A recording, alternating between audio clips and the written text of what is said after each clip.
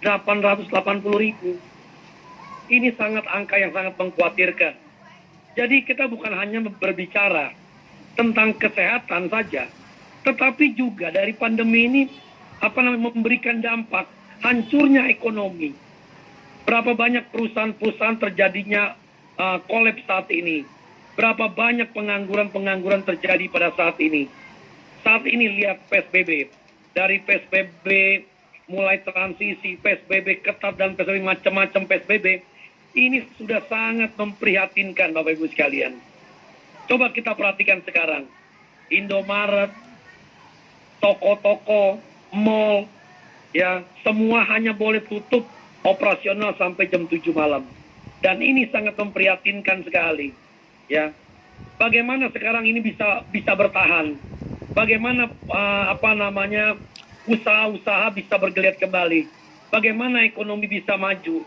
Ya, sedangkan COVID makin sehari-hari bertambahnya ribuan orang yang terkena infeksi, ribuan orang yang terkena penularan virus corona ini. Dan saat ini pemerintah sudah membeli vaksin dengan satu jerih payah yang sangat luar biasa. Bahkan vaksin tidak diperjualbelikan. Vaksin itu diberikan gratis. Sekali lagi diberikan gratis. Ya. Dan kalau masyarakat banyak yang menolak untuk divaksin, ini kan satu hal yang sangat ironis sekali.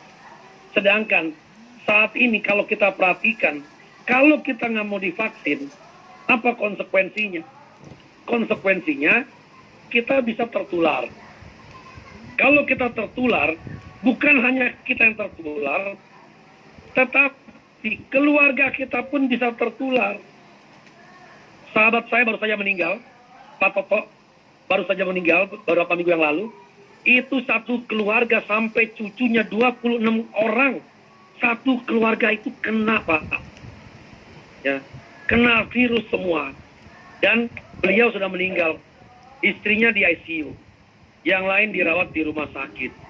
Kalau berbicara rumah sakit, bahkan sekarang ini hampir seluruh rumah sakit itu semua sudah penuh.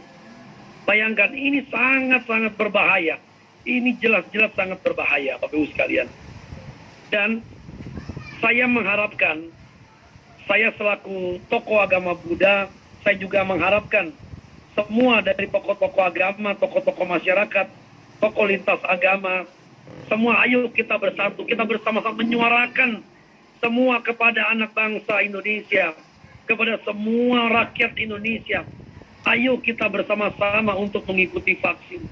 Pemerintah sudah sangat berupaya, sudah luar biasa untuk berjuang, untuk bagaimana menekan, bagaimana berusaha untuk membasmi penularan virus corona ini.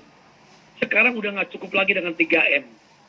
Ya, nggak cukup lagi dengan 3M untuk memakai masker, menjaga jarak, mencuci tangan, udah nggak cukup lagi. Ya, jadi kita harus benar-benar sekarang sudah harus vaksin. Sudah harus vaksin. 140 negara yang terkena itu pun semua berlomba-lomba bagaimana bisa mendapatkan vaksin.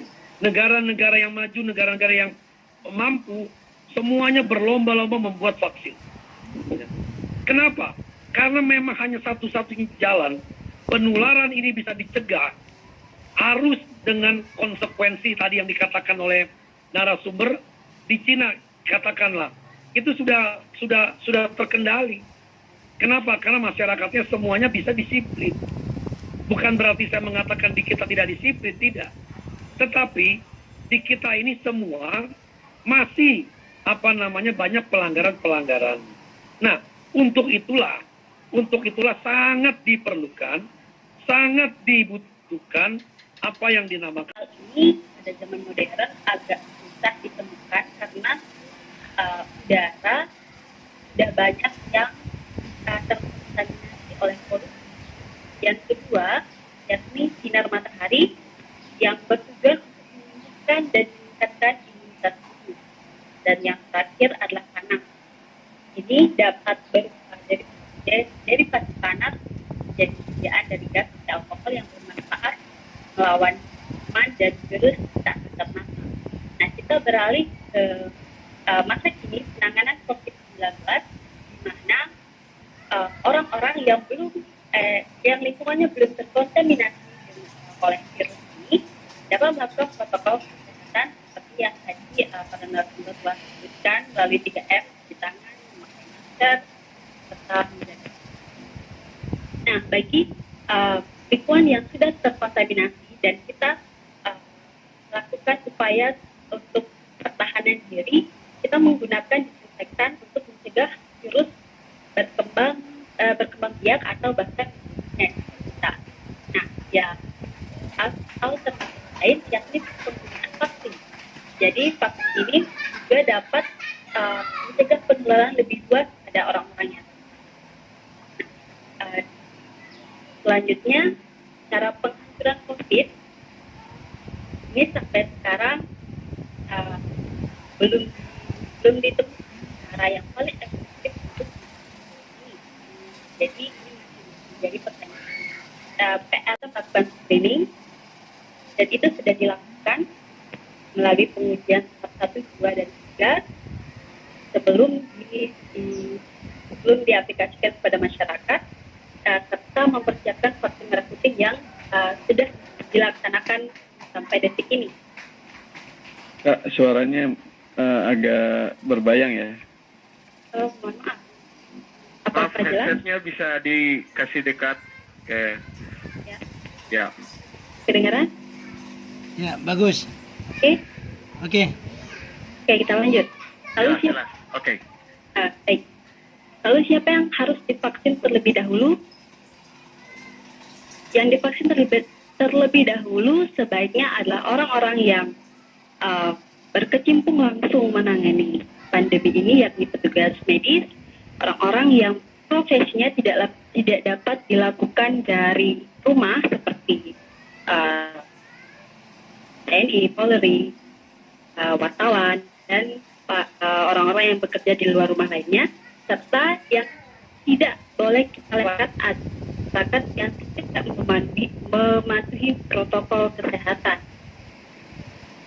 Baik, demikian paparan dari saya. Terima kasih. Dengan tema saya siap bela negara dan saya siap divaksin. Dan ini tidak lepas dari pandemi yang kita lakukan. Pandemi yang tengah kita alami atau dunia yang tengah alami saat ini. Dan saya pun tertarik dengan penjelasan para keynote speaker seperti Pak Frans, Ibu Maria, yang menyatakan bahwa perlunya pendekatan secara sosiologi. Dan itulah sebetulnya tugas kami, para rohaniawan, para agamawan, yang bisa atau hanya mampu memberikan pendekatan secara sosiologis kepada umat kami atau kepada para masyarakat di sekeliling kami terutama. Emang sebagian besar masyarakat ada yang tidak percaya bahwa COVID ini tidak ada. COVID ini mungkin orang kemarin bilang hanya bafoya, bohongan katanya. Tetapi ternyata ini real, bahwa ini ada. Dan ini dapat kita lihat di sekelilingnya. Dan pernah juga beberapa kali saya memimpin upacara pemakaman dari pasien terpapar COVID, dan itu emang ada. Dan apa? Seperti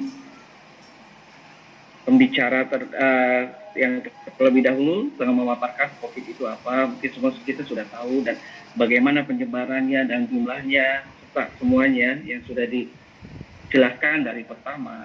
Dan saya setuju, dan yang hanya bisa kita lakukan atau saya lakukan sebagai seorang rohaniawan adalah memberikan pendekatan sosiologis.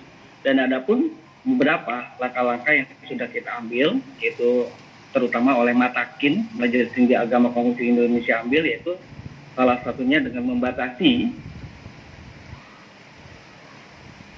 kegiatan keagamaan secara langsung atau secara fisik. Makanya kita lebih cenderung mengadakan kegiatan agama secara online, dan kita pun menghimbau bagi setiap rumah ibadah, bagi setiap kelenteng, bagi setiap masjid, bagi setiap lintang atau bagi setiap umumnya yang telah mengadakan ibadah secara fisik terlebih dahulu untuk menyediakan instrumen-instrumen untuk menyediakan alat-alat pencegahan, misal menyediakan tempat cuci tangan, menyediakan hand sanitizer, dan selalu menghimbau bagi setiap orang yang akan beribadah menggunakan masker, dan kami pun menjaga jarak. Dan itu yang kami lakukan saat ini, yang bisa kami lakukan